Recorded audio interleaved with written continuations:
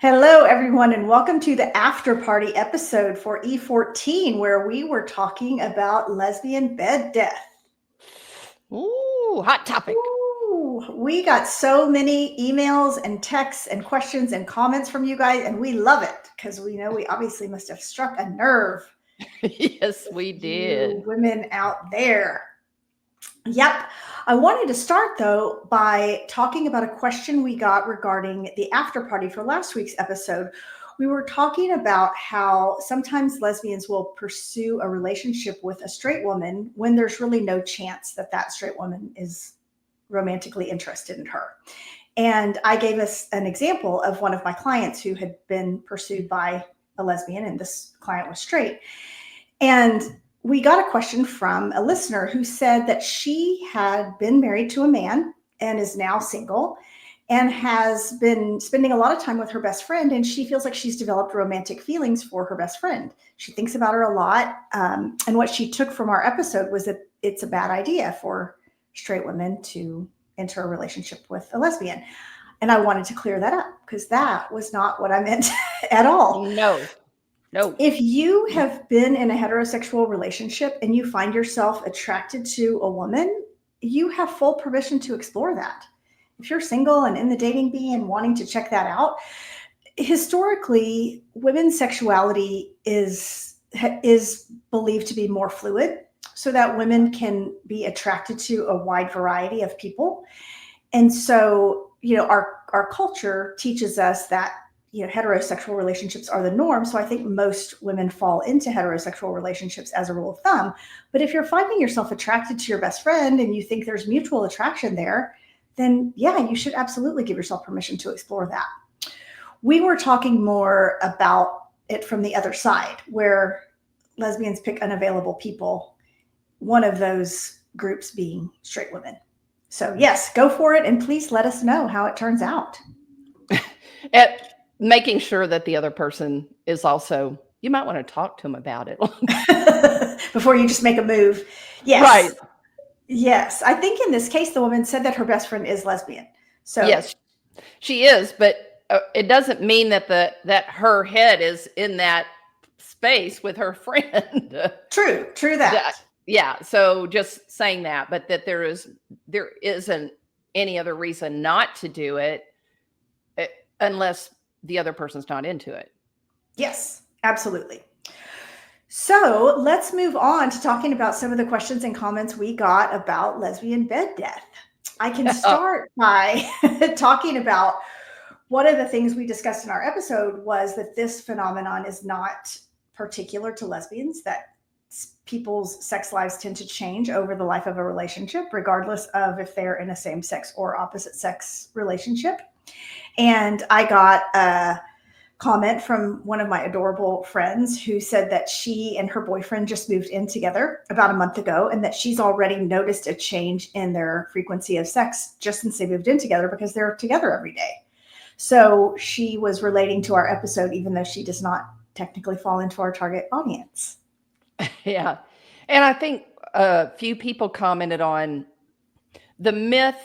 We were not dispelling the myth. We were talking about was that there is a big difference between what happens with women versus what happened queer women versus heterosexual couples. And we were trying to show that there isn't as big a distinction and difference, and not that bed death in general is a myth, because bed death in general over a period of time can be true. Yes, it does happen. For sure. And I think also that culturally men are taught to be the initiators and the aggressors. And so if you have a man in the relationship and he's been socialized to be the initiator, then it's more likely that he will be the one initiating sex. And if there are two women in a relationship, it's less likely that there's someone who's going to feel driven culturally to initiate sex. So I think that's one other reason. So do you want to talk, Rachel, about an email we got from someone who is experiencing that in her relationship? I do.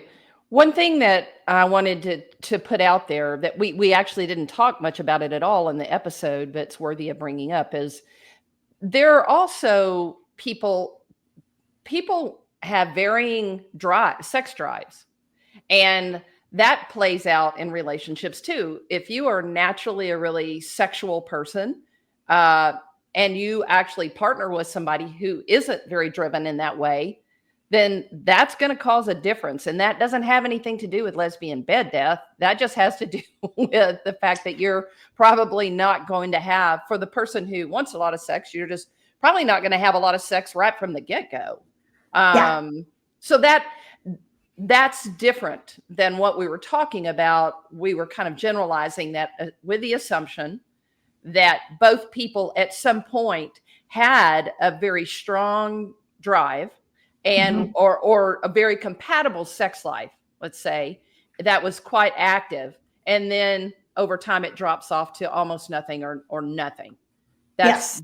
that's different than having two different levels of compatibility where probably from the get-go. And so to our caller, our person that actually sent us some information, is I think that may be more the category of what was going on, is that she's just in a position after 6 months is not a timing necessarily for lesbian bed death. I mean, if You want to give some something, context about the email itself so that our listeners know what we're talking about? sure. Yes. So she was talking about the fact that she is in a relationship, a long-term relationship, where it basically sex fell off after 6 months. And that she's pretty frustrated about that, obviously. Who wouldn't be? I feel bad for her. I Yes, do. we have a lot of compassion for you. That's right.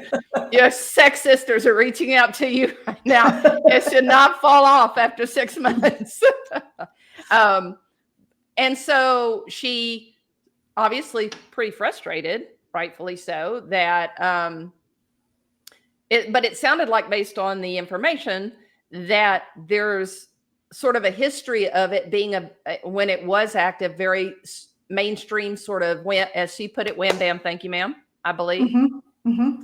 Mm-hmm. Which again is outside the norm or typical lesbian sex too, right? Sure. Yes, I think all couples, lesbian or otherwise, tend to get in routines where we tend to have sex the same way because it's easier rather than going for something that's novelty. Um, so yes, I would say that's not specific to lesbians, but that can happen over time in a couple. But this particular person said that she was feeling, she had gotten herself in shape and she's feeling good in her body, and she really would like to have an active sex life again, and her partner has basically just said, I'm not interested. And so what advice would you give to someone who's in that situation? That is a tricky thing, because if you've lost all attraction to your person, man, I don't know about that. I feel like that can be tough. Although, think about this. Don't you think that there are a ton of couples that have stayed together over years and years, well, stayed together through time, that at some point probably lost attraction to one another, but they made a commitment for other reasons to stay together? There was something else. Yes. And so, to me, the greater question is, what's most important to you, and what do you have to have in order to stay in? And if I don't think you need to be ashamed that if you need that kind of intimacy, then that begs a question. Yep. This is a statement that I make to almost all couple clients that I see. I am a believer in getting happy where you are. So if you can find a way to get happy with your current partner, I think that is the best choice for you. And if you can't get happy, and maybe sex for this person is a big part of being happy, and maybe this means she can't get happy in the relationship. If you can't get happy, I don't believe in forcing yourself to stay in a miserable relationship. But are there some other ways you could find happiness? This one is a little tricky because we talked a few episodes ago about you saying, what are the top 3 things you need to get from your partner? And you excluded sex from this, but sex is one of those things that for most people, they're not going to agree to you getting that need met outside the relationship. Not to say that that doesn't happen, because some couples do have an arrangement that they agree to that. But for most couples, that is a line that gets drawn of you can't have sex with someone outside of our relationship. And so if that's the case, I think you have to decide how to prioritize sex. Can you have sex with yourself and be satisfied? Can you put sex on the back burner and just agree that you're not going to have that, but you've got enough other good stuff with this person and you want to stay in? It's a tricky situation. Yeah, it really is. And if I remember correctly, this person said they had been to therapy. I mean, they had done I think a number of things, and she felt she was just stuck in that situation because they had done the typical things that we might say: go to couples therapy, do some things like that. So, I mean, if you're not going to suggest a throuple or open relationship, then I think you're right. You have to figure out whether or not you can find a way to stay in and be happy and get your needs met in some ways that work within the confines of the relationship. Yep.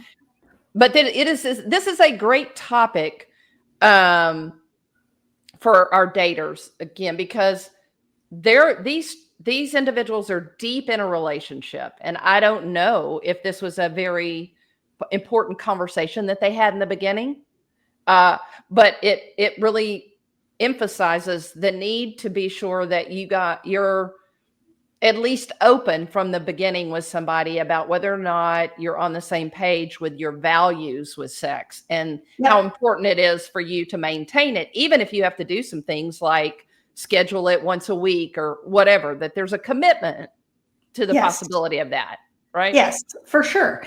And you, just to address what you said about having a throuple, that partner doesn't even want to have sex with one person, so she's not going to want to invite another person into the relationship.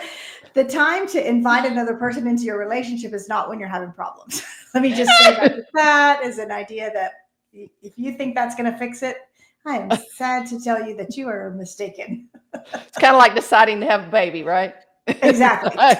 What would fix our problems? Let's have a baby or a throuple, either one. No matter who that third person is that comes through the door, whether it's a baby or a throuple, it's not going to work out for you if you're trying to make yourself happy that way. Maybe she's a voyeur. Maybe the one's a voyeur. It could work. It could happen. It could. Probably not. We'll ask her to follow up with more information about that. Oh my God. I hope her partner's not listening to this podcast. Well, if the shoe fits. What did we say? You're so vain, you probably think this podcast is about you. True. So yeah, well, we were thrilled to get so much engagement with you guys this week. So please keep your questions and comments coming. We really, really like hearing from you, and we love addressing your comments on our podcast. So don't forget to like us and subscribe on Apple Podcasts or Spotify. Please follow us on Instagram at DateableAF. And as always, thank you for listening to the Dateable AF podcast, where we help you find your happy ending. And remember, be bold, be kind, and for the love of queer dating, don't text your ex. Stay dateable AF.